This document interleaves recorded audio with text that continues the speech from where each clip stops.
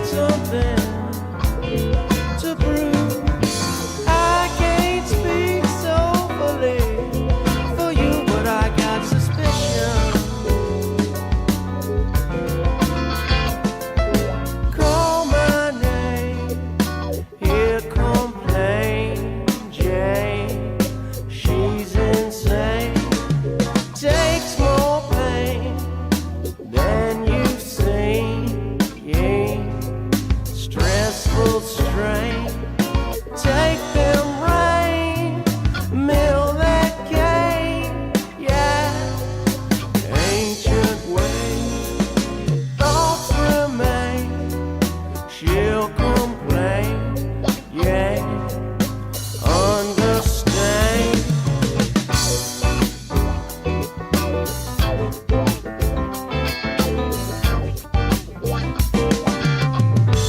When you got nothing to lose, then you got something to prove.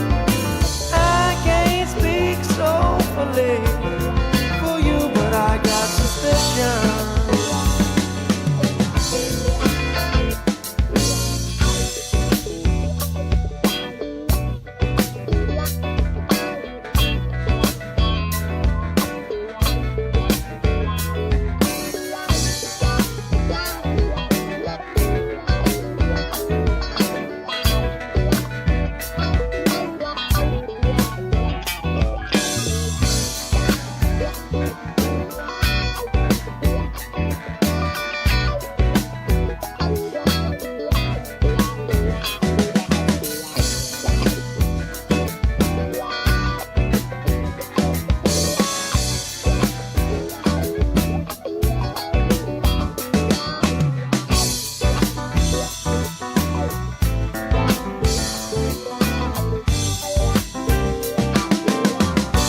When you got nothing to lose, then you got something to prove.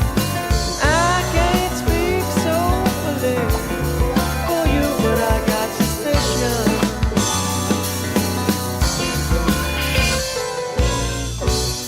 Last night I lost my patience with you. Too many tribulations. It's true, 'cause times will change. They don't remain the same. Point blank rain, I seen strain. It come down, frame. Who's to blame? Ain't got the time with suspicions on my mind. I ain't got the time with suspicions on my mind. I ain't got the time with suspicions on my mind. I ain't got the time with suspicions on my mind.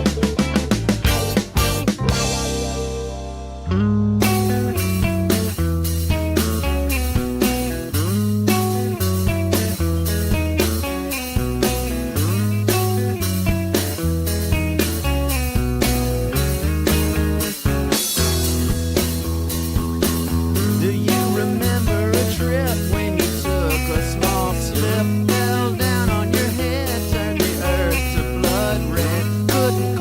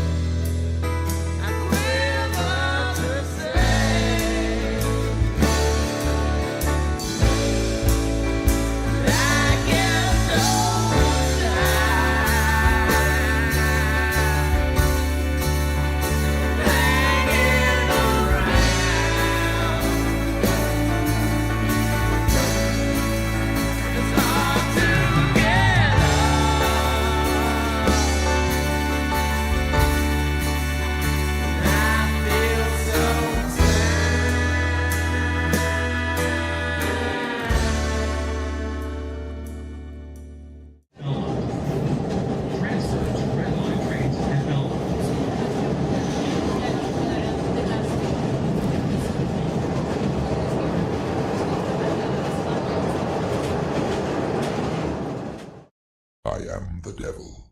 I am the Lord Satan from the netherworld, ruler of the damned and eternal king of hell.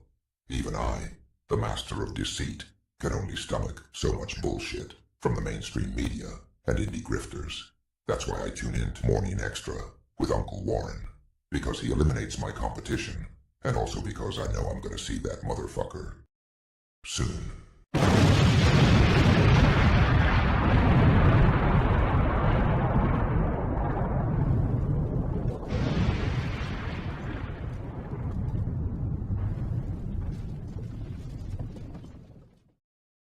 Deo, Deo.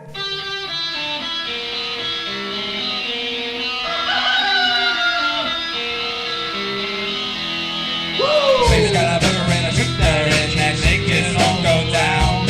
Baby's got a burger and a shooter and that shake it all go down. Corrosion to the thighs, erosion of her pride. Baby's got a shooter, baby's got corrosion now, corrosion now. Baby's got it.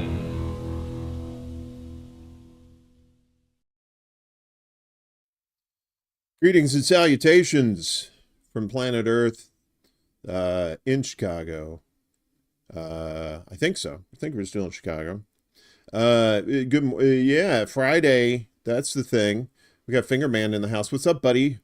It is Friday, indeed. Rick's in the house here too. Rick, I had to include the devil in there because he thinks Rick is slacking at his job as the concierge in hell. So, trust issues in hell. Well, go figure, right? Steve Wolfbrand in the house. What's going on? Good to see you. Desert Mantis popping in here. Greetings, mutants, as well. Chuck's Intergalactic UFO Show in the house. And Global Solidarity was holding it down earlier. Willie Bragg Show. What's up, Willie? Good to see you. I think Willie's got a show tonight. Lord Willin and the Creek Don't Rise. And a special announcement about a little thing I'm doing tonight a little bit. Over on the Rock Fiend, we have Teresa over there. G'day, pal. To you, too. And our Rumble peeps, I think we have lurkers. It's like, Rumble's so weird. Sometimes people will pop in there because there's nobody on Rumble, you don't think. But I think there's people watching, because I'll go back and I'll look at the views for these Rumble videos, and some of them get a pretty good amount of views. So somebody's watching this. So if you're watching this live and lurking on Rumble, we appreciate you. And if you're one of these after the fact folks that watch it later, we appreciate you as well. So, folks, I got 30 stories today. 30. I kept adding and adding, and my old producer brain at first was like, dude, what are you doing? Why are you adding all these stories? You don't have the time for that. And I'm like, dude, I got all the time in the world. I don't know what you're talking about, past me, but future you says, let's chock full of goodies. What is that? Rumble is just dudes standing in the corner staring. I don't know about that. Maybe they are. Hey, as long as they watch, and get informed, that's what we're here for. We don't care how you do it. Willie says there will be a live stream tonight, and there might be a surprise on late Sunday evening. Ooh. Uh-oh. Willie finally going to show us that porn movie he's been dying to show us. It's called Brag on My Willie. I just made that up. I'm sorry. Willie, no disrespect at all there, my friend. All right. Well, so I guess I could probably go ahead and say this too. So the other night, we were supposed to have Lucy on, but we had a scheduling conflict, mix up in the times. So no big deal. Everything's good. So a week from tonight, she's going to be on ExtraBulla Live, we hope. So she was very apologetic about it too. She's such a sweetheart. She acts crazy, but she's just mad at the bullshit that's in the world, just like the rest of us. So it'll be good to have her on. And then Wednesday we're gonna have a game.film on ExtraBulla Live as well. That's gonna be a fun one. I'm looking forward to that too. All right, so let's get to it. Day 3 of the West Bank assault. Israeli forces killed 3 Palestinians. So the WAF, the WAFA, is it WAFA or WAFA? News agency reported today that Maisara Suleiman Masharqua, Arafat Jasser Amir, and Wissam Ayman Kazem were the victims of the Israeli strike in the town of Zabada. This is the Israeli military has conducted a drone strike near the West Bank city of Jenin, killing 3 Palestinians. This is part of the 3-day aggression in the occupied territory of West Bank. During the attack, the report added an Israeli drone fired missiles at the 3 men after they exited their vehicle, which had already been struck by heavy gunfire and later caught fire. The Palestine Red Crescent Society said that the occupation forces prevented ambulances from reaching the scene. Meanwhile, the Israeli army claimed that it had targeted a cell of Palestinian gunmen in the Zababdeh drone strike. It further issued a joint statement with the Israeli police and Shin Bet spy agency, alleging that Kazem was the commander of Hamas's military wing in Jenin. In the early hours Wednesday, the Israeli army conducted its biggest operation, dubbed Camps of Summer, in the West Bank in over 20 years, deploying hundreds of troops and airstrikes on Jenin, Turkarem, and Tubas, which are major centers of Palestinian resistance against the usurping entity.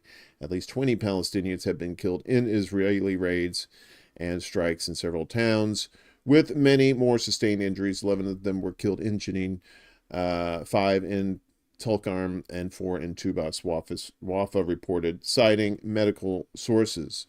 But they're not the only ones that Israel was going after. Hello. Are we not doing this today? There we go. We'll get to that in a second. Hang on just a second. I believe. Is that it? Okay, yeah. Let's do that one first. So, the WFP halts Gaza operations after Israeli forces opened fire on a UN vehicle.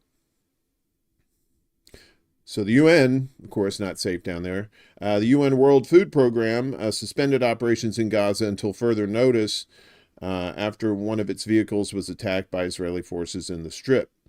WFP announced Wednesday that it's pausing the movement of its employees in Gaza until further notice, after a WFP team came under fire on the evening of August 27th, I believe that's Tuesday, a few meters from an Israeli checkpoint at the Wadi Gaza bridge. The UN organization said its team was returning from the Kerem Shalom border crossing with 2 armored vehicles after escorting trucks carrying humanitarian aid towards central Gaza.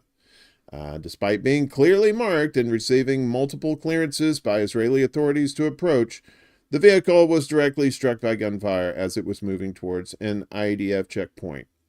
It's like a fucked up version of Simon Says in Israel, right? They'll tell you to go someplace and then they'll bomb that place. But then they'll say, oh yeah, sure, it's fine. Come on.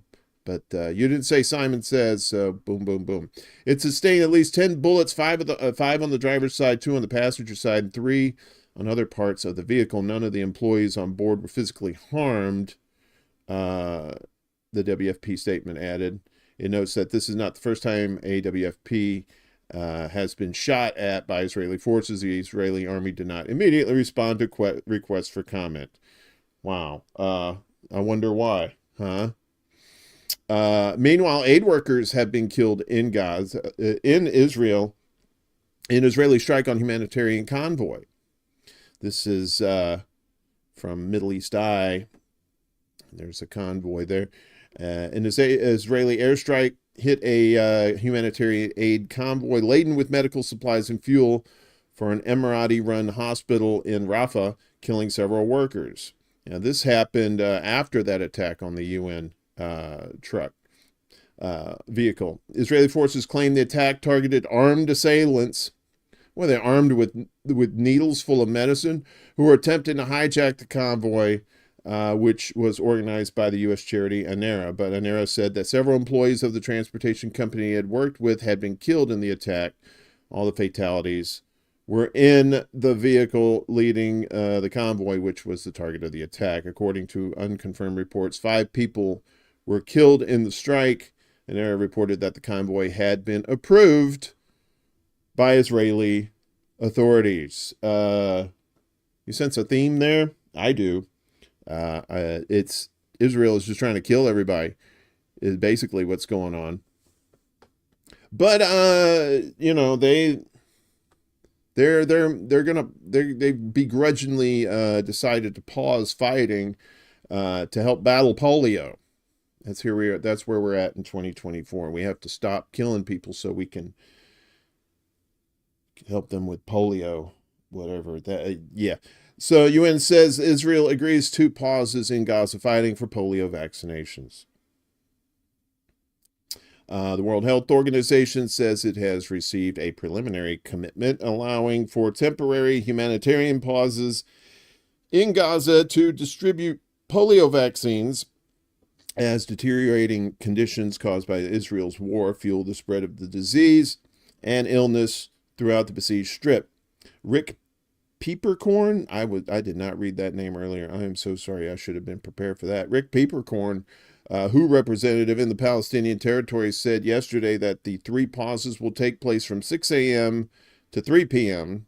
Or is it 0300 to 1200 Greenwich Mean Time, and last for 3 days each in different areas of Gaza, beginning this Sunday.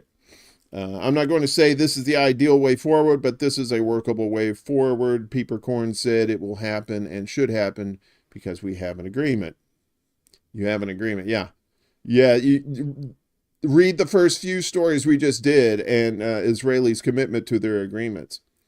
Humanitarian and medical groups said Israel's nearly 11-month assault on Gaza has displaced almost the entire population and created unsanitary conditions that have allowed the proliferation of diseases.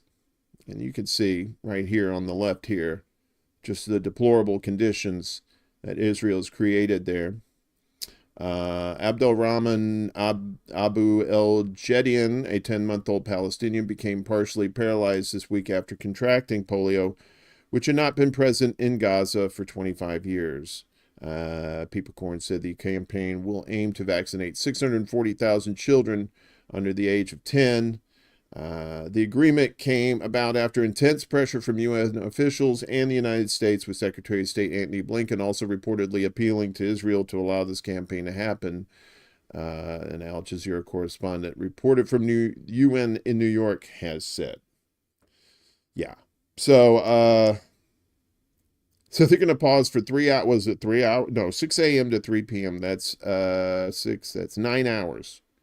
So for 9 hours, allegedly no boom boom. But, we've seen this movie before. And it's mostly bullshit. So hopefully these kids actually get the vaccines. But they say it's a vaccine, but, they say vaccines, they don't cure diseases or keep you from getting diseases, I mean. That's what it used to mean, and now it means something else. And I'm probably going to get taken down because YouTube's pretty shitty about censorship.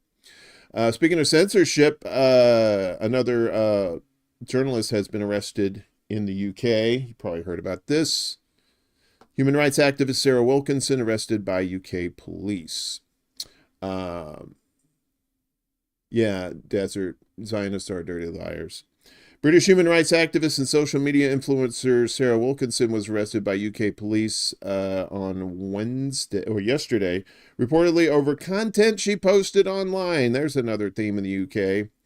Good old Keir Starmer and his jackbooted SS The police came to her house just before 7:30 a.m., 12 of them in total, some of them in plain clothes from the counterterrorism police.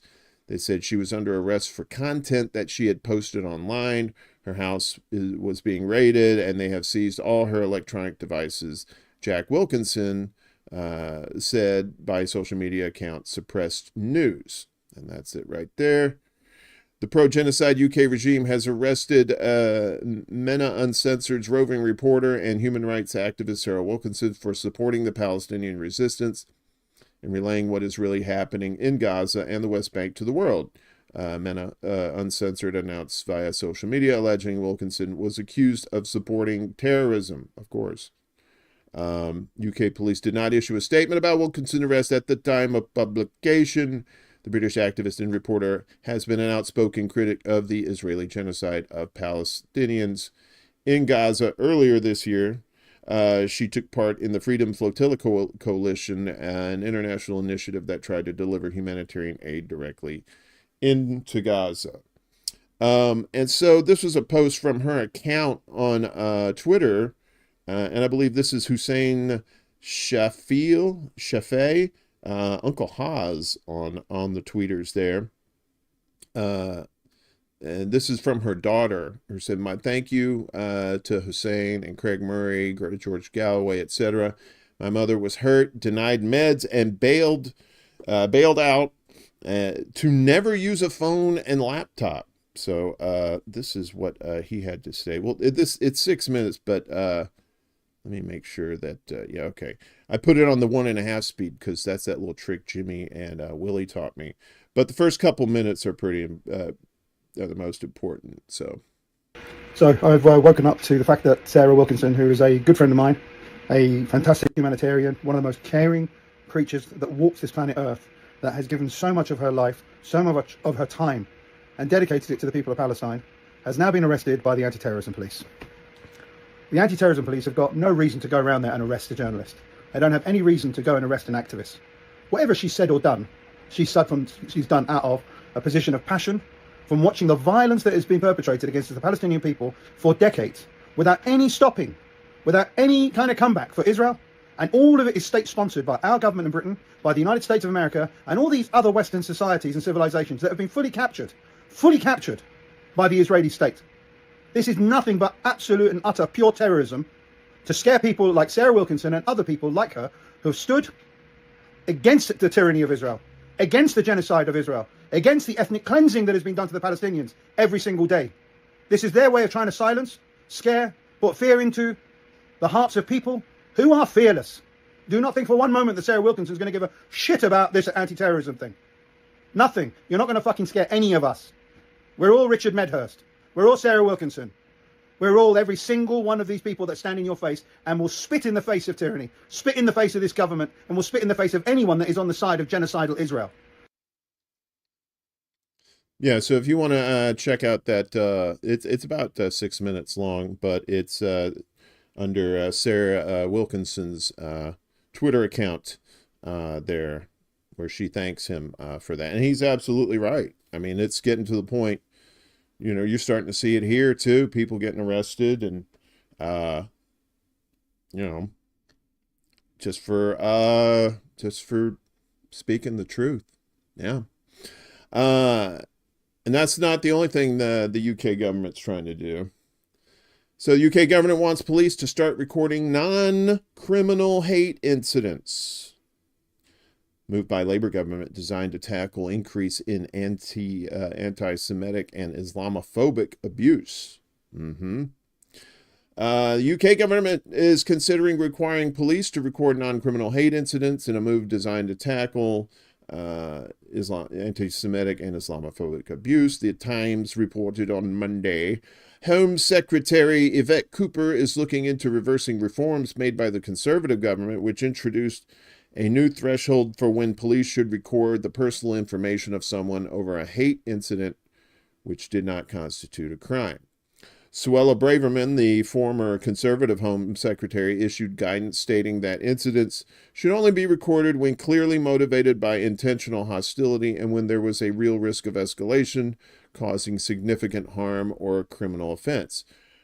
According to the report in the Times, Cooper is concerned that the new guidance is making it difficult for the police to monitor and identify tensions and threats to Jewish and Muslim communities, which may escalate to violence. In recent months, there has been an uptick in anti-Semitic and Islamophobic incidents in the UK, particularly since the Hamas-led attacks on southern Israel on October 7th of last year and Israel's subsequent war on Gaza.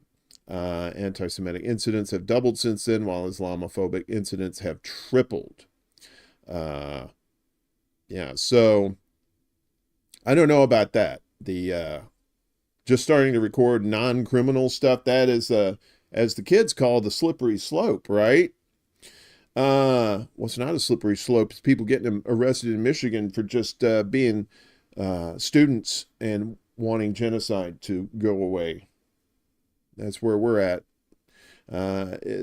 4 pro-Palestinian protesters arrested for disrupting Michigan University event. Yeah, there they are. Look at these heroes. Look at this guy. He looks just so happy to be there. He said, I can't wait to crack some heads today. That's what the M stands for. Violence.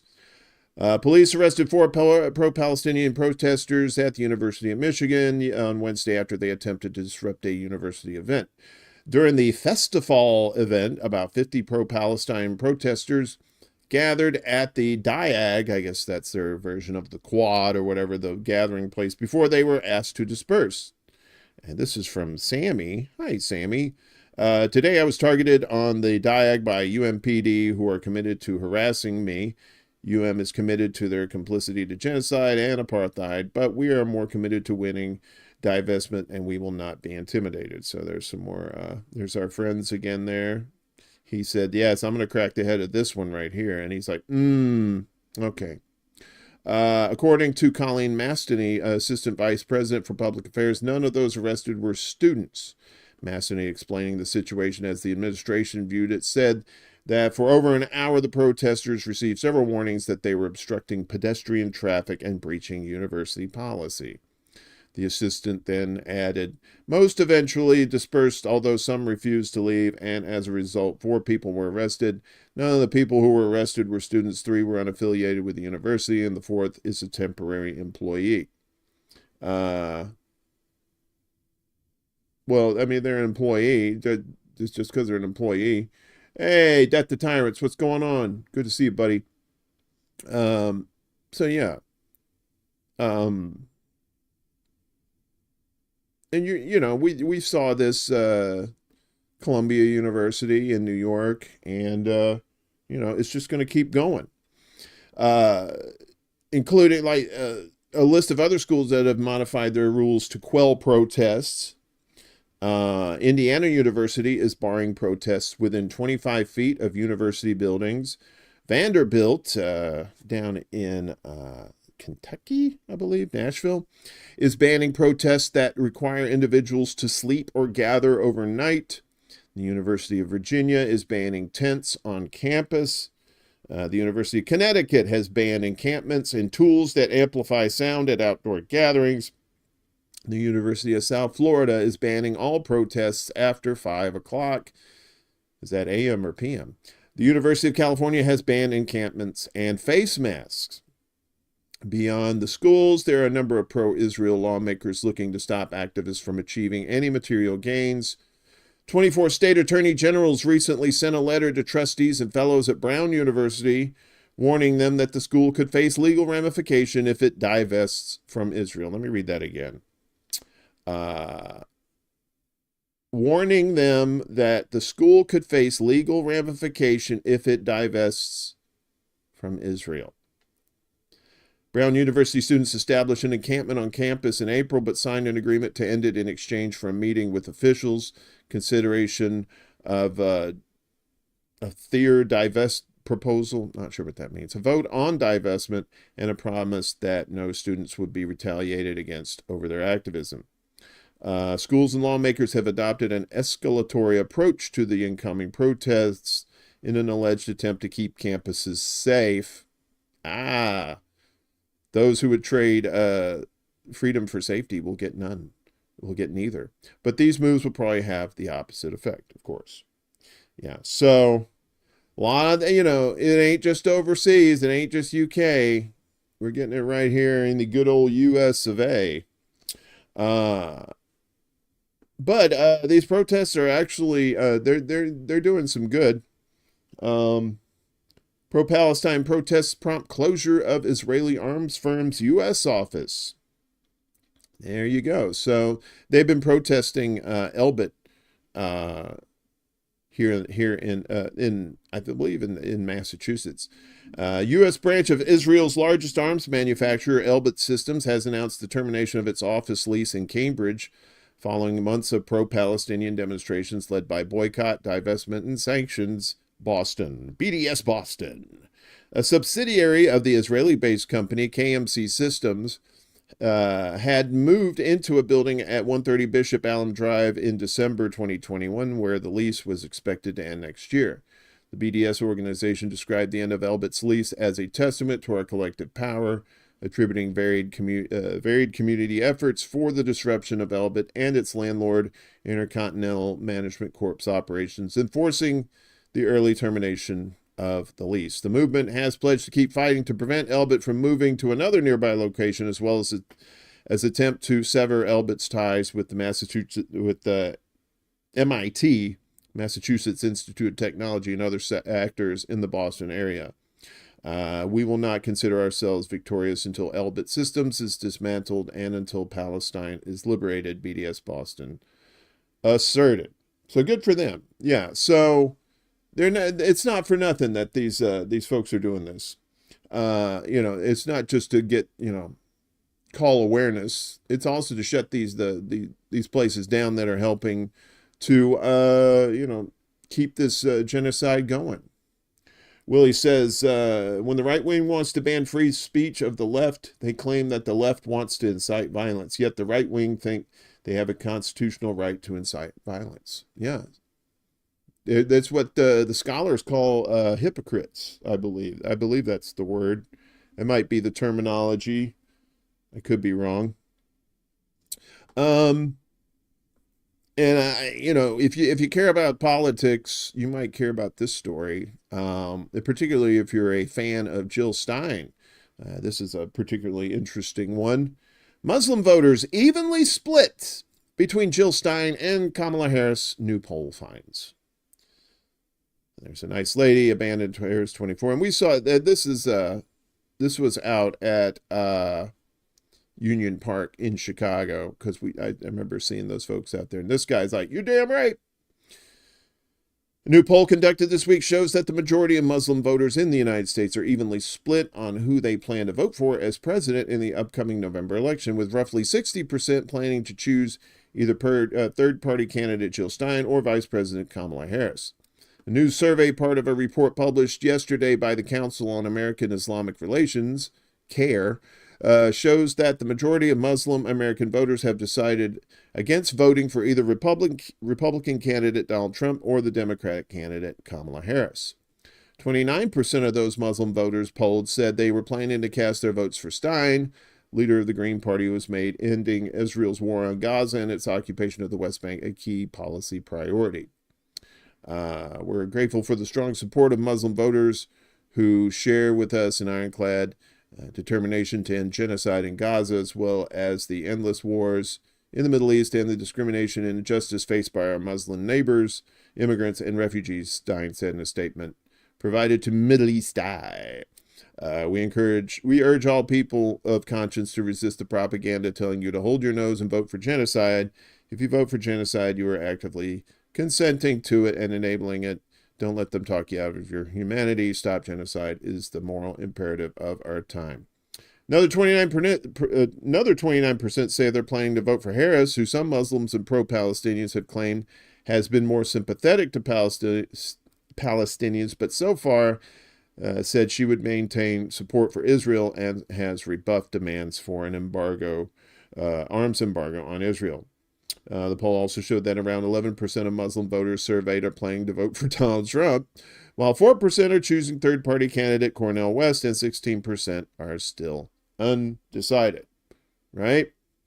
So there are actions have consequences. So, You know, when you say you're gonna support Israel, you have ironclad support for Israel. Chances are it's gonna piss off some people that could have voted for you. Oops. I'm sure like people like Unlimited Hangout, Whitney Webb, Ryan Christian, the Last American Vagabond have gone in depth about this, but I thought people needed to get kind of the cliff notes of what this story's about. So, J.D. Vance's mentor co-founded company that helps Israel generate kill lists of Palestinians in Gaza. Shocking, shocking, shocking. Peter Thiel, a co-founder of Palantir, has spent millions funding Vance, Donald Trump's vice presidential running mate. And I believe, yeah, Whitney Webb has done a deep dive on this. So go to Unlimited Hangout, make sure you're supporting them, and check out their work there. They do some really good investigative work that you're definitely not going to see in the mainstream media, and you probably won't see in a lot of the circles here in our little neck of the woods. Hello, Gene. Hello, everyone. I am voting for Jill Stein. Well, good for you. There you go. And, of course, props here. Uncle Harry Chops. That's right. What is it? They call me Old Man Wolverine. But not, I wish I had his muscles. I don't have his muscles. So, the billionaire credited for grooming and supporting J.D. Vance, current VP nominee for the Republican Party, has invested millions of dollars in projects that facilitate Israel's occupation and its ongoing war in Gaza. Thiel, the venture capitalist who introduced Vance to Silicon Valley more than a decade back and spent a record-breaking $15 million to ensure he succeeded in becoming a senator in Ohio, is a co-founder of Palantir Technologies, the CIA-backed analytics firm currently playing a key role in Israel's war on Gaza. Thiel owns 8% of Palantir, which is valued at around $69 billion. Nice. On Wednesday, students at the San Francisco State University announced that administrators agreed to divest from Palantir Technologies, along with 3 other companies said to be profiting from the war in Gaza. The developments come just a week after the company appointed avowed Israeli supporter Representative Mike Gallagher to run its defense business in what is being seen as an attempt to double down on contracts with the U.S. defense sector. Gallagher says he joined Palantir because he saw it was quote, an unapologetic company in its defense of the West and its belief that America is a force for good in the world and that America is worth defending against our enemies. Gross.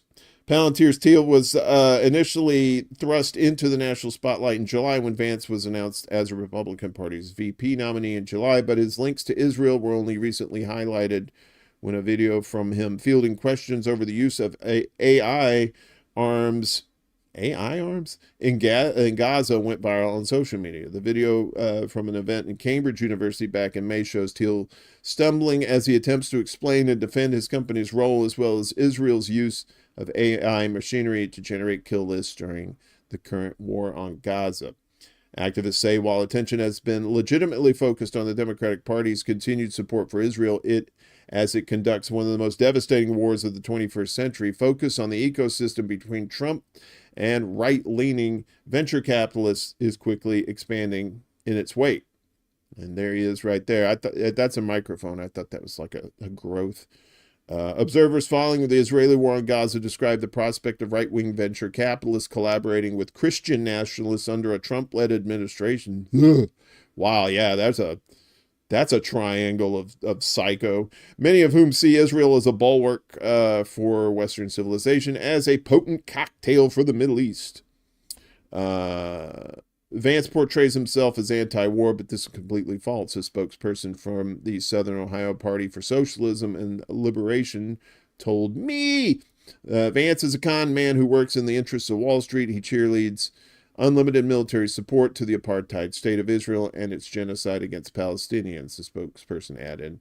The Thiel Foundation did not reply to me's request for comment because he was too busy getting that growth checked out, I believe. So, yeah, and those watching on Rumble right now, you're like, man, fuck you, man. He's all about free speech. Is he? Is he really? Meanwhile, trust fund baby Elon Musk is having one with Brazil because they're threatening to shut down tweeters down there. So this is, I believe this is from Bloomberg. Yes, Musk's clash with Brazil deepens, threatening X and Starlink. Hello, I'm Nepo Baby. I don't have any brains, but I hire people who do. But people think I'm a genius. Fallout from the clash between Elon Musk and Brazil's top court justice spread across the billionaire's companies as the judge vowed to shut down X and block Starlink bank accounts in Latin America's largest economy. Supreme Court Justice Alejandro de Moraes, I probably butchered that name, is spearheading efforts to combat fake news and hate speech in Brazil. Musk and the country's right-wingers, including former President Jair Bolsonaro, said the judge is overstepping his bounds and undermining free speech. The order to block bank accounts from Musk's satellite internet provider was issued by Moraes on August 18th, according to local news website G1, and in a bid to force him to pay for fines imposed on social media platform X. A person with knowledge of the situation at the Supreme Court confirmed the report. Starlink says it has 250,000 customers in Brazil. Brazil's top court didn't comment on the report. Musk lashed out at Moraes, calling him a criminal masquerading as a judge, in a post on X that made reference to the situation of both companies in the country. Starlink confirmed in a sequence of posts on X that the social media platform formerly known as Twitter, the artist formerly known as Prince, that an order from Moraes froze the company's finances and prevented it from conducting financial transactions in Brazil. Yeah, so and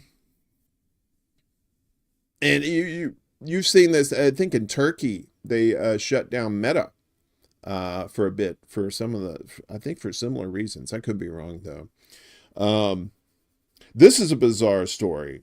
I don't normally do Taylor Swift stories because that's one big ass cult right there. But this is kind of wild. And of course, I probably should have put this under propaganda watch, but I don't know. I'll let you judge. See what you think. So terrorists plan to kill tens of thousands at a Taylor Swift concert. That's according to the CIA. Right, and there she is, and all her adoring fans with their phones out there. The plotters were arrested before they could carry out an attack on the pop star show in Vienna earlier this month. Terrorists aimed to kill as many people as possible using homemade explosives and knives at a Taylor Swift concert in Vienna earlier this month. That's according to CIA Deputy Director David Cohen, adding that the U.S. spy agency warned the Austrian authorities about the impending attack. According to Cohen, the attackers, who are said to have been connected with the Islamic State, IS, formerly ISIS, so ISIS is now just is. It's just ICE is. We're planning to kill a huge number, tens of thousands of people, including, I am sure, many Americans, and we're quite advanced in this. He noted that Austrian security forces were able to arrest the suspects because the CIA and our partners in the intelligence community provided them information about what this ISIS-connected group was planning to do. I can tell you within my agency, and I'm sure in others, there were people who thought that was a really good day for Langley and not just the Swifties in my workforce, he said, speaking at an intelligence summit outside Washington, D.C. I think that's probably one of the big problems of the deep state is a lot of them are Swifties. The plotters reportedly planned to attack one of 3 Swift concerts in Vienna, which were set to begin on August 8th as part of the European leg of her Eras tour. However, the shows were canceled by the event organizers, Barracuda Music.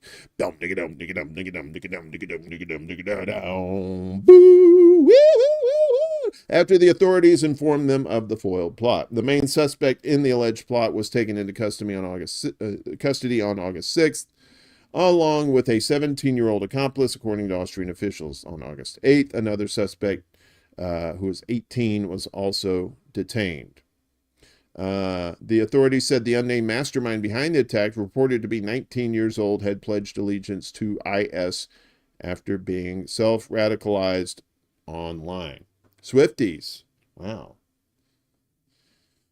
You never think that's going to happen at a, Taylor Swift concert. You would think people would be like, oh, is she just going to write another song about one of her exes? Isn't that terrorism enough? You may have heard about this story about, how the U.S. recently has sent F-16s to Ukraine, and they don't really have people that know how to fly them very well, so they're still kind of working on that. But one was shot down yesterday, and but it wasn't by the Russians. Oh boy. From the Womp Womp files. Womp Womp. This is from TASS, the Russian news agency. TASS is short for that ass, or tap that ass. Ukrainian lawmaker claims F-16 was lost due to friendly fire. Mariana Bezuglia criticized the Air Force of the Ukrainian Armed Forces for falsely describing the incident as a crash. Oh, thanks, Gene. That's what we're trying to do. Hopefully these are interesting enough. A U.S.-made F-16 fighter jet handed over to Ukraine earlier this year was downed by a Ukrainian Patriot air defense system in a friendly fire incident, Ukrainian lawmaker Mariana Bezuglia said. According to my information, the F-16 of the Ukrainian pilot Alexei Moonfish Mess was shot down by the Patriot anti-aircraft missile system due to a lack of coordination between the military units, she wrote on Telegram. Lawmaker criticized the Air Force of the Ukrainian Armed Forces for falsely describing the incident as a crash. And yeah, they were saying, oh, Russians didn't shoot it down. Russians didn't shoot it. It crashed, because it seemed kind of obvious that it was shot down. And who, you would think it would be Russia, but no, it was these knuckleheads. The culture of lies in the Air Force Command of the Armed Forces of Ukraine, as well as in other higher military headquarters, leads to the fact that the system of managing military decisions does not improve on the basis of truthful, consistently collected analytics, but deteriorates and even collapses as it's happening in other directions, she wrote. Wow. In her words, none of the generals was punished over the incident that led to the loss of both the aircraft and its pilot. Earlier, an unidentified U.S. official told the Wall Street Journal that Ukraine had lost a donated F-16 fighter jet in the first such case. According to the official, the jet was not shot down, and the crash was likely due to pilot error. Yeah, pilot error. He couldn't get out of the way of that fucking missile. Later, the Ukrainian Air Force confirmed the death of Ukrainian F-16 pilot Alexei Mez. The man was trained to fly F-16, according to CNN. The General Staff of Ukrainian Armed Forces said the pilot was killed in an aerial fight when his plane crashed on August 26th. So basically, I think I was describing this to somebody on the tweeters. I said, yeah, this is like somebody saying, yeah, they broke into my house, but, they didn't shoot me. I shot myself. So yeah. So, all this bullshit, more and more bullshit, you're just going to see it. So that's why we try to get you exposed to it so you can see it. Meanwhile, in Japan, there, we were having some hurricane problems down here in our neck of the woods, and now Japan is getting a big pop from Shan, the typhoon that has pummeled Japan. And here it is right here, and we've got some video from NBC News, and this nice lady, she seems pretty nice, that's going to talk about this typhoon that slammed into Japan. Tonight, southern Japan recovering from a historic and deadly typhoon. The storm peaking at the equivalent of a Category 4 hurricane, packing winds over 150 miles per hour as it barreled toward the coast, leaving at least 4 dead and dozens more injured. Typhoon Shanshan, now the most powerful storm to hit the island nation in decades. Officials ordering more than 5 million residents to evacuate. Torrential rains causing rivers to surge, sending floodwaters rushing through the streets and submerging vehicles. Power lines mangled across roads, buildings ripped apart. In the central Japanese city of Gamagori, this landslide burying a home, killing 3 people inside. Emergency crews pulling 2 others from the wreckage. The storm also causing massive travel delays, with hundreds of flights canceled. This plane forced to abort a landing on its final approach. Some American tourists now left stranded. If the power failures really continue to go on for the next couple of days, then we're going to be screwed. Japanese carmaker Toyota closing down all 14 of its plants across the country. Shanshan now downgraded to a severe tropical storm as it climbs north. Japan's prime minister briefed on the disaster, warning the effects of the storm's wrath will be long-lasting. As the nation grapples with a once-in-a-generation storm whose destruction is not yet over. Josh Letterman, NBC News. Very good. So people are just getting pummeled with this weather, with these hurricanes and these typhoons, and Yemen getting flooded, and people dying over there. This is from the New Arab. Floods in Yemen killed 33 people, damaged more than 200 homes. Floods in northern Yemen have killed at least 33 people, 200 homes, as monsoon season weather grips the country. The other one was in Japan. This is in Africa. I believe this is Africa. Floods that swept through a district in northern Yemen this week have killed at least 33 people, damaging 200 homes, said a local official. Heavy rains that began Tuesday as part of Yemen's monsoon season have caused major flooding and unleashed rock slides in the Melhan district of Al-Mawit province. The floods have killed 33 people, destroyed 28 houses, and caused cracks in 200 others. Ali Al-Zakam, Secretary General of the local council of Al-Mawit province, said late on Wednesday on Facebook. The flooding also swept away 5 cars and left several people missing, he said. Yemen's Red Crescent said yesterday 38 people are still missing and that the agency is actively looking for them. The magnitude of the disaster in Al-Mawit is substantial, the agency said. Yemenis have already been suffering from a ruinous civil war that tore through their country starting 10 years ago when the Iran-backed Houthis took control of the capital, Sana'a, and much of the north and forced the internationally recognized government into exile. Over 33,000 families throughout the country have been impacted by the floods since the monsoon began in mid-July. On Wednesday, the Houthis said in a statement that 86 people lost their lives in flooding in the southern city of Hodeidah, Rima, and Hajjah provinces. Yeah, so a lot of crazy weather going on around the world. You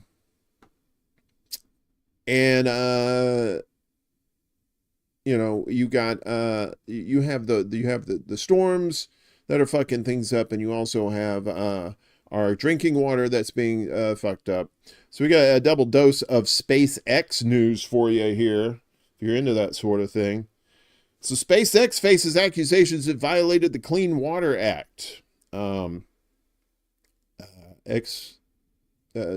allegedly released contaminated wastewater from Starbase, not Deep Space Nine.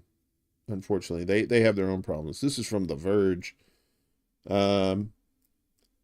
So SpaceX allegedly violated wastewater regulations at its Boca Chica, Texas launch site. That's around your neck of the woods there, Rick.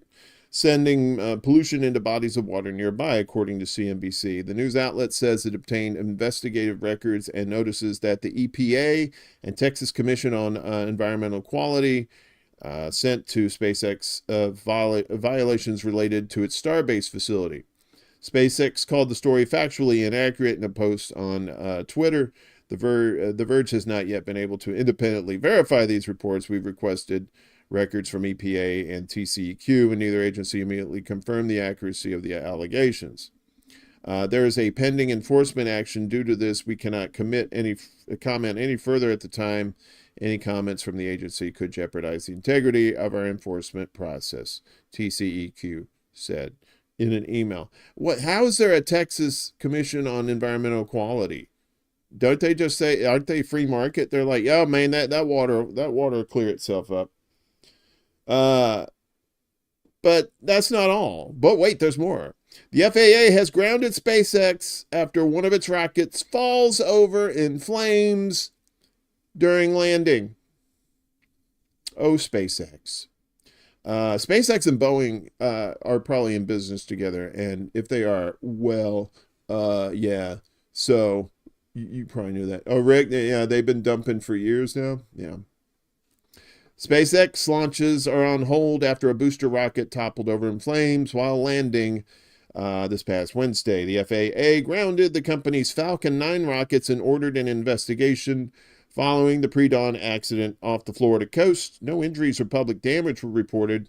It's too early to know how much impact this will have on SpaceX's upcoming crew flights. One private and the other for NASA. Billionaire's chartered flight was delayed just a few hours earlier because of a poor weather forecast. And if I'm a billionaire, I'm spending my money elsewhere. I ain't buying a ticket to ride on that bullshit. Shit's falling over. Yeah, so I mean, be careful if you're flying. Maybe check to see if it's a Boeing, or if you're going into space, make sure it's not SpaceX, because you may not come back in one piece. Their flight attendants at United, you know what, they said, fuck you and the horse you rode in on, or the plane you rode in on. We're striking, motherfuckers. So, I believe this is a Common Dreams triple threat. Yeah, I have like 3 in a row from Common Dreams. Great site. Good news stories there. United flight attendants vote 99.9% to authorize strike. What is that? It's like Dove. It's like 99.99% pure. That other 0.01%, watch out! It's gonna give you cancer. So that 0.01% said, fuck your strike. And it was actually the boss of the company. We have flight attendants who are struggling to make ends meet while our CEOs are on private jets, said one union leader. We want some respect shown in the contract. You put some respect on my name. Hoping to leverage the looming Labor Day travel rush to secure better pay and working conditions, unionized United Airlines flight attendants Wednesday voted overwhelmingly in favor of authorizing a strike if management fails to meet their demands. The United flight attendants, who are represented by the Association of Flight Attendants, voted 99.9%, with 90.21% of members participating to greenlight a work stoppage unless they win concessions, including a double-digit raise, more schedule flexibility, improved work rules, job security, and retirement benefits. We deserve an industry-leading contract. Our strike vote shows we're ready to do whatever it takes to reach the contract we deserve, said Ken Diaz, president of the United chapter of AFA. We are the face of United Airlines, and planes don't take off without us. As Labor Day travel begins, United management is reminded what's at stake if we don't get this done. Very good. United auto workers at Cornell, they got a victory. Striking UAW workers at Cornell win tentative deal. So the UAW Region 9 Director Daniel Vincente says workers used their power to push back on Cornell's arrogance and win a great contract. Unionized workers at Cornell University confirmed Wednesday that they had reached a tentative agreement with the Ivy League institution after months of negotiations and nearly 2 weeks on strike. The deal, which still requires ratification by over 1,000 workers, includes record wage increases of up to 25.4%, a cost of living adjustment, and the elimination of the two-tier wage system, according to a statement from the United Auto Workers. The agreement also introduces significant improvements to policies on time off, uniforms, inclement weather, and safety protections. During negotiations, the union highlighted that as Cornell's endowment has soared to around $10 billion and tuition has risen 13% over the past 4 years, top administrators have made millions, while many of the custodians, dining and facility workers, gardeners, and others haven't made a living wage for Ithaca, New York, and struggled to afford housing and campus parking fees. Workers at Cornell were fed up with being exploited and disrespected, declared UAW Local 2300 President Christine Johnson on Wednesday, echoing her remarks when workers walked off the job late on August 18th, shortly before the start of the academic year. This agreement is going to mean a better life for the people who make Cornell run. What do I keep saying? Shut it down. Shut it down. What's up, Kate? Good to see you, honey bun. She's up here in Yaletown, still produced 2 radio shows. Oh, yeah, we were talking about that the other night on ExtraBulla Live. So our little chit chat. It was fun. We should do that more often. Just have a little rap session with the kids. You find out all kinds of interesting stuff. Get on here, promote your shit too. Here's some. This is just kind of like a preaching to the choir story, but I figured some people didn't actually know this. One more from Common Dreams. Top low-wage corporations have dumped $522 billion into stock buybacks since 2019. Surprise, surprise, surprise. New research from the Institute for Policy Studies show that 100 major U.S. companies are prioritizing share repurchases and exorbitant CEO pay at the expense of their employees. An analysis published yesterday shows that the 100 leading U.S. corporations with the lowest median worker pay poured more than $500 billion into stock buybacks over the past 5 years, further enriching wealthy executives and shareholders, while ordinary employees struggle to make ends meet. Well, here's trending. These stories all have a theme, don't they? The Institute for Policy Studies, IPS, a progressive think tank that has been tracking executive compensation and stock buyback trends for decades, found in its 30th annual Executive Excess Report that the 100 S&P 500 companies that pay their median workers the least spent $522 billion on share repurchases between 2019 and 2023.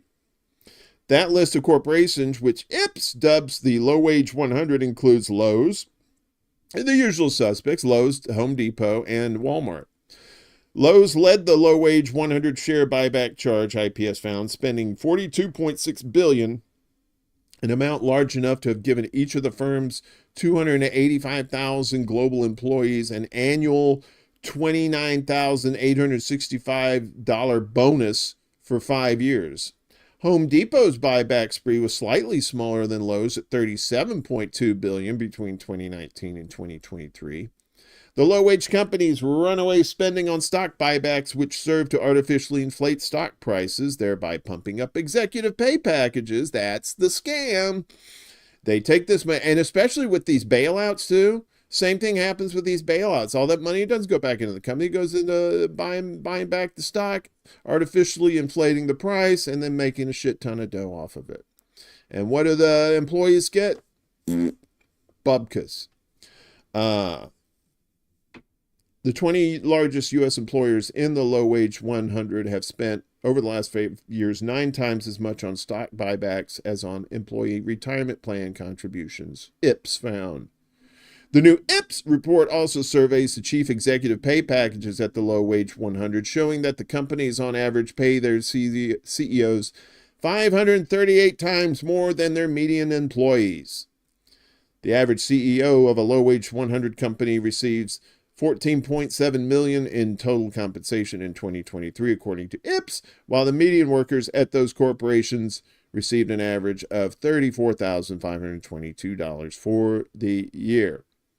Ross Stores shows both the lowest median worker wage and the widest pay gap, IPS found in 2023. Ross CEO Barbara Rentler hauled in $18.1 million, 2,100 times as much as the $8,618 pay that went to her firm's median contemplated employee, a part-time store associate. The new analysis was released amid growing national outrage over exorbitant CEO pay and stock buybacks, which have surged since former President Donald Trump signed into law massive corporate tax cuts in 2017.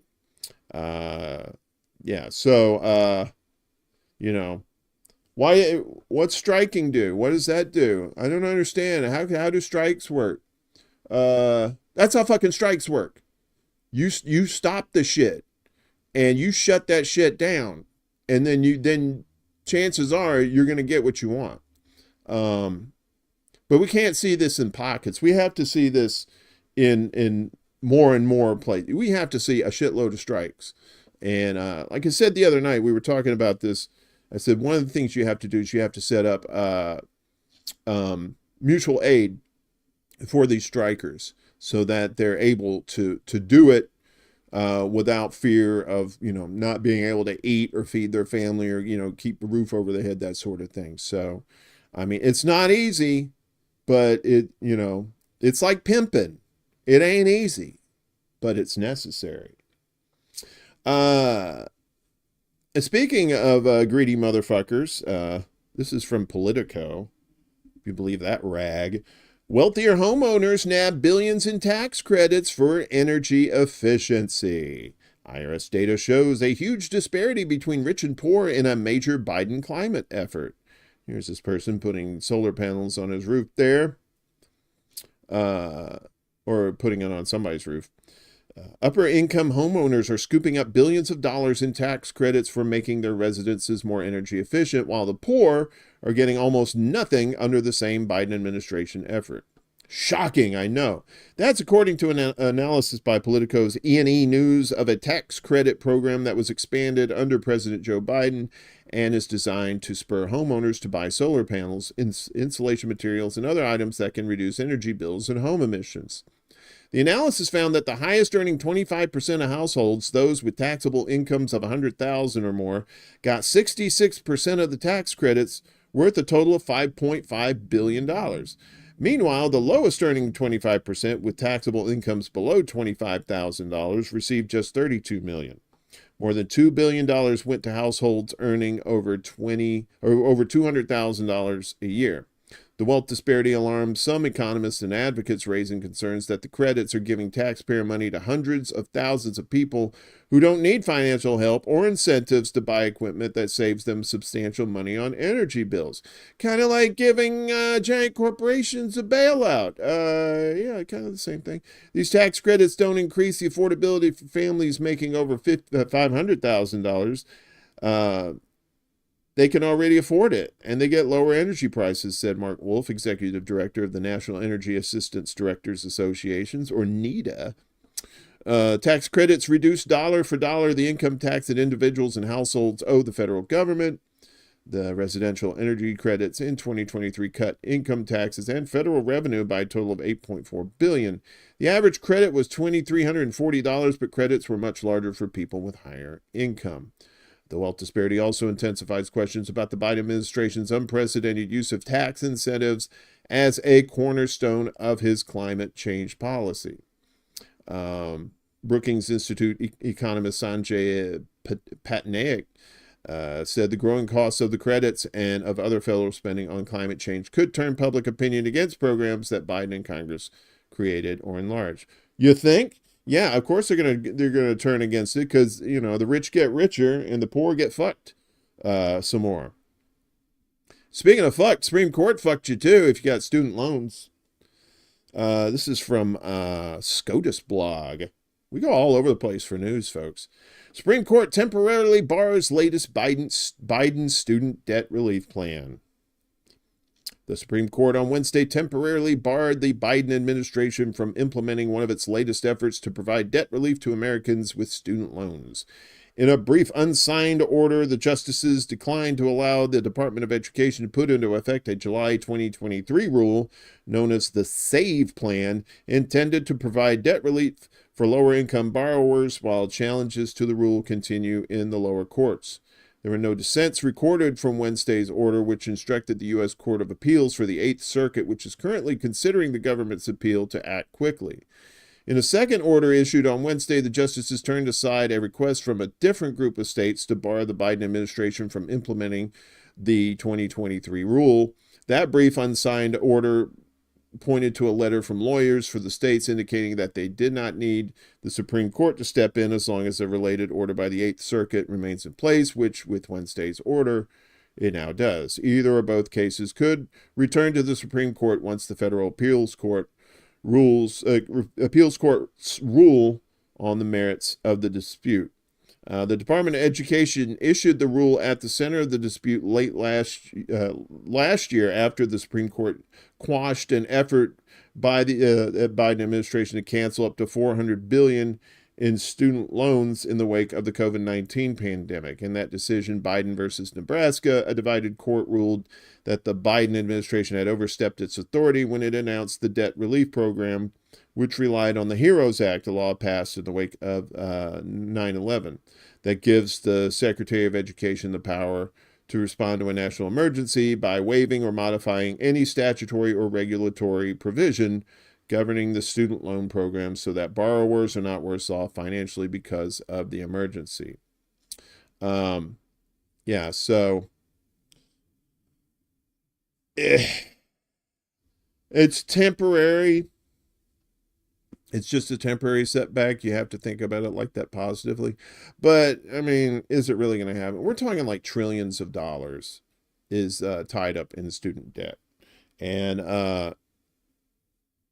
it used to be you would get student loans from the government. They were federal student loans. And now they've privatized those. And that's why you're seeing sky high interest rates on those things. People are paying down the principal. They're paying on their interest and not paying down the principal. And that's part of the scam.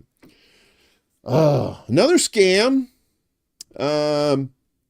People lying about what happened on October 7th in Israel. Go figure. The sharing of biased and False news has become all too common on social media. More alarming, some media outlets publish these things they are true without checking facts first. Unfortunately, some members of the media use their platforms to push their own personal bias and agenda to control exactly what people think. And this is extremely dangerous to our democracy. All right, you got a double dose from the Electronic Intifada. Group which spread lies about October 7th seeks EU funding. Yeah, this character. The organization which spread lies used as a pretext for the genocidal war against Gaza is seeking funds from the European Union.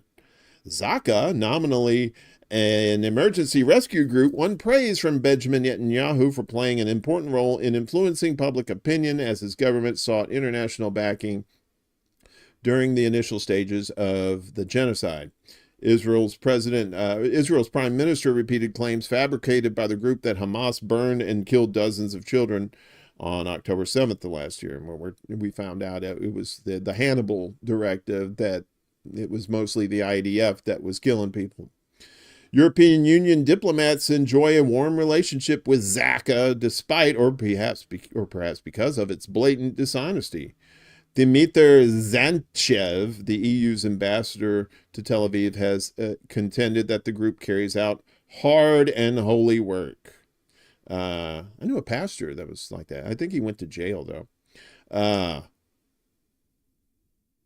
Documents obtained under Freedom of Information rules show that Zantchev's team had discussed the possibility that Zaka could receive EU aid.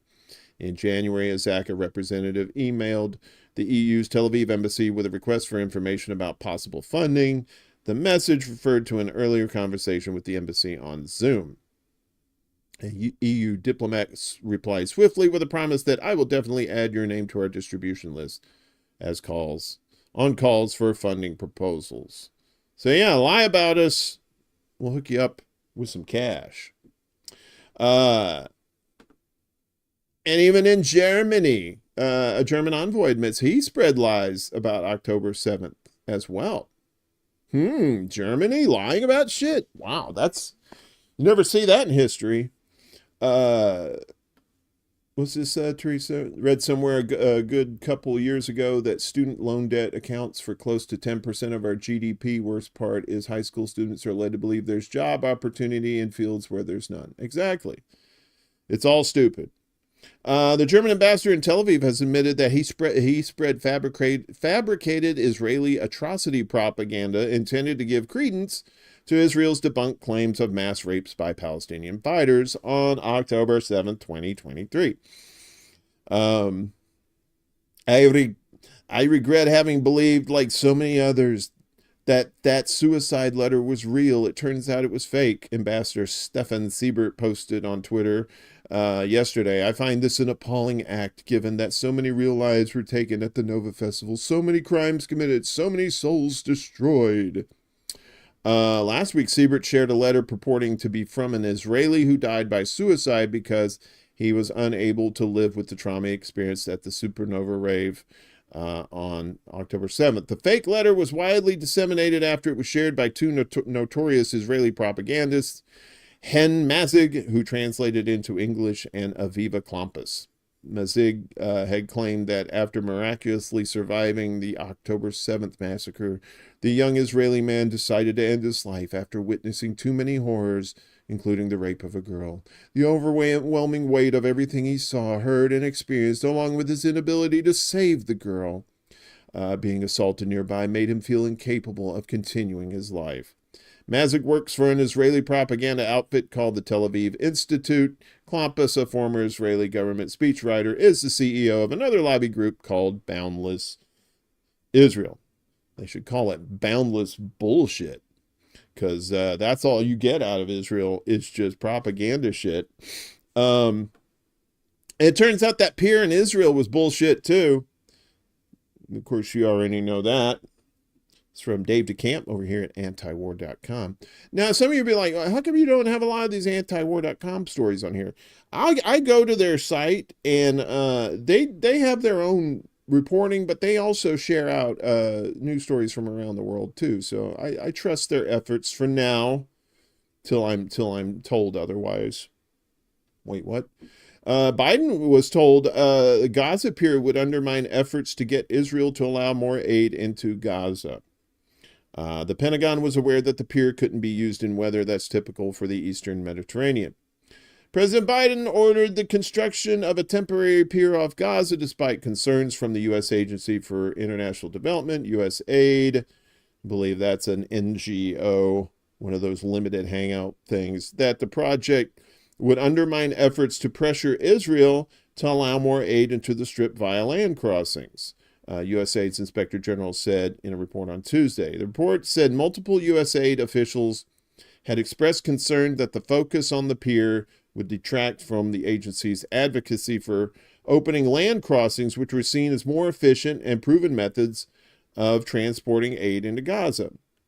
When Biden first ordered the construction of the pier during his March State of the Union address, aid groups called the move a public relations stunt. Exactly. They pointed out that it's far more efficient to deliver aid through land crossings, the majority of which Israel had kept closed to aid. The Pentagon was also aware that using the pier in the Eastern Mediterranean would be difficult due to weather conditions. The report said the Pentagon's guideline for the pier stated its usage was weather dependent and that it could not operate in conditions beyond what is known as sea state 3 or short and moderate waves. However, the Mediterranean Sea is often at sea state 4 with significant winds and waves. Yes, it's the fucking Mediterranean. It's wild as hell. Weather knocked the pier out of service several times during its short-lived use off the coast of Gaza. The pier operated for only 20 days and delivered a fraction of the aid that U.S. aid said it was meant to due to seas and the lack of real plan to make deliveries. So it was all just this bullshit, right? That, we got this pier and this is going to get the aid in there. Wait. And they could have just, used the land bridges, but, it's all part of the fuckery, man. It's all part of the goddamn fuckery. And finally, at least in our propaganda thing, Eventbrite, turns out they're a big old piece of shit. I don't know if you use Eventbrite. Sometimes you can find like local events in your area if you're in a big city or something. But Eventbrite takes down appeal for maternal care hospital in Gaza. Eventbrite removed a planned fundraiser from their platform that aimed to raise funds for a maternal care hospital in Gaza and medical equipment, an activist has said.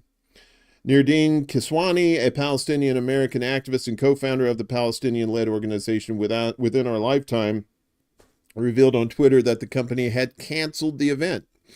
The event was for Doctors Against Genocide, a global coalition of healthcare workers committed to stopping genocide. We planned a fundraiser for Doctors Against Genocide to provide support to a maternal care hospital in Gaza and an ambulance and more medical equipment to the West Bank, and Eventbrite took it down due to, quote, risk of harm or inciting violence, Kiswani wrote on Twitter. We can't even send medical support, she said. The activist shared a letter from the company stating that the event was not permissible as it went against its community guidelines in terms of service. Eventbrite, really? Specifically that it could contribute to a risk of harm or incite violence. The letter added that further violations may result in the suspension or termination of their account with the company. The Palestine fundraiser event collaborates with Doctors Against Genocide within our lifetime and healthcare workers. Its goal is to raise money for the Al-Ada Maternity Hospital in vulnerable rural villages, including Kursa, El Khair, and Masafar Yatta. The event comes at a time when Israel's war has shattered Gaza's healthcare system and other civilian infrastructure. Good job there, Eventbrite. Yeah. Violence. There's already violence, Eventbrite. It's called the genocide that's going on in Gaza. Jesus Christ. So, yeah, you're going to see a lot of these companies doing this shit. So, if you use Eventbrite, maybe you might want to use something else. Just saying. And finally, let's start off. Let's end it with some good news. As I fumble over my words once again, if you're here in America, we dodge the boss's phone calls all the time. Like if you're on your time, and your office calls you, a lot of times you're gonna take your phone and look at it and go, nope. And put it away, unless you're like a doctor or something like that. You're on call. That I'm not talking about that. But now Australia is starting to catch on to that too, and now they actually have this is wild. They had to pass a law for this. So Australians allowed to dodge bosses' phone calls. The new regulation is part of a broader reform of labor laws aimed at improving people's work-life balance. This guy's like, what? My internet's out. Why can't I watch porn? Aw. Most Australian workers have been granted a legal right to disconnect from any work-related communications after hours under a new law which came into force this Monday. People employed by businesses with more than 15 workers can now ignore calls, emails, and messages from their bosses, coworkers, and customers if contacted after their workday has ended. Small businesses have been given a 1-year reprieve, but will be required to comply with the law starting August next year. While the new law does not outright ban employers from contacting staff outside working hours, it gives workers an enforceable right to ignore work-related communication unless their refusal is considered unreasonable. In the event of disputes, employers and employees can apply to Australia's Fair Work Commission for mediation. The commission would determine whether the communication request was reasonable based on the reason for contact, the nature of the worker's role, and the compensation offered. It can either order the employer to stop contacting the employee during their off time or require the worker to respond, with both facing fines for failing to comply. The legislation, which is part of a broader reform to Australia's Fair Work Act, was envisioned as a means of reshaping people's work-life boundaries and allow for a better balance between the two. According to a Center for Future Work survey conducted last year, an average Australian worker clocked in some 5.4 hours of unpaid overtime per week, or 230 hours a year. This costs the country's workforce roughly $131 billion Australian, 88 billion US in lost income annually. Yeah, so the boss calls you in Australia, you tell them go stick it up their ass. We do that here in America too. It's like they try to call you after hours here too, and you're like, well, I sent you this email and you didn't respond to it quickly. I can't remember who does it, but there are these shorts, these YouTube shorts, these little stick figures in the office, and it's basically the boss coming in asking some unreasonable shit, and the employees just sitting there just calling them out like, no, you can't do that. They, like, one of them said, I sent you an email last night. You didn't respond to it. Yeah, because I was off work. I'm not working, right? And you know, these are the same companies that can fire you with no notice, and you know, and expect you to put in a 2 weeks notice. So good on the Australians there. It's a little fun, happy for them, and a little fun, happy for us. So I kind of ran through all these stories because I didn't want this to be a 2-hour show. It may still be. We're still on, but apparently I am going to be on tonight on Around the World with Dee and Friends. Dee has asked me to come on, and I don't know what we're going to be talking about, but I think it's going to be 9 p.m. Eastern, 8 p.m. Central, 7, 6, you know, on down the line. So check out Around the World, Dee and Friends. Be sure to like, share, and subscribe to her channel anyway, and come hang out with us tonight. Should be a good time. I think Willie said he's going to have his show tonight. I think he mentioned what time it was. Was it like around 8 p.m. Eastern, I think. So good night of talk this evening will be had by all. Gaming's coming up sometime this weekend, probably tomorrow, which is Saturday, and we'll be back on Monday with this show. Don't forget, next Wednesday on ExtraBulla Live, Game.Film's going to be here, and then we're going to finally get Lucy on a week from Friday, but I'll remind you. I know you forget things, but, you know. You like how I run through stories? We did. We had a bunch. We had 30 of them today, Kate. 30. I've never done 30 stories. So, let's see. I think we could do that. Hang on just a second. We don't have, I should have probably put this in the description, but I've been a bit of working on some stuff here. Let me see. Where is she at? Here we are. Okay. So let me put this in the chat real quick. This is tonight. Okay. And this is her channel, by the way. So, Around the World, Dee and Friends. So she always has some good conversations on there. And, you know, I told her, I said, I'm not really big on like pontificating on some of these stories. I like to just kind of like, you know, boom, boom, boom, shoot them out there. But we can talk about some stuff, and should be a good show. Smeghead, what's up, buddy? Good to see you. Be sure to check out Smeghead too. He does music for himself, but also is featured on the Willie Bragg Show, the open and the close. Oh, you just sub to her channel. Good, good, good. Make sure everybody subs too, if you're not. Very laid back, you know, she's got some good information. Joe Firestone last night. Yes. Yes. Sometimes she has Joe Firestone on there. That's my poor Joe Firestone impression. Apologies to Joe, if you're watching this. So yeah, I think that's all the shout outs and all the promo stuff and all that. We will see you, tonight on Around the World, Dear Friends, tomorrow for gaming, and then back on Monday we'll do this crazy shit again. So thank you, everybody. I appreciate you. I love every one of you. Thanks for coming out the other night, even though Lucy, we had the scheduling conflict. It's still a fun show. We're gonna try to do that again. Just a little chat, you know, so not long, maybe an hour. You guys come on, we talk about stuff, and it'll be good. So that'll be something for the future too. I'm rambling again. I'm getting the fuck out of here. Peace! This is City Alpha 5! Woo!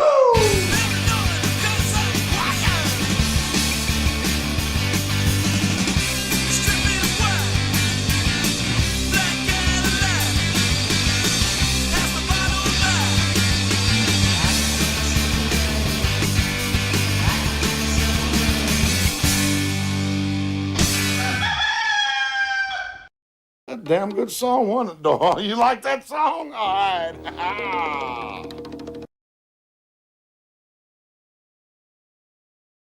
Soon.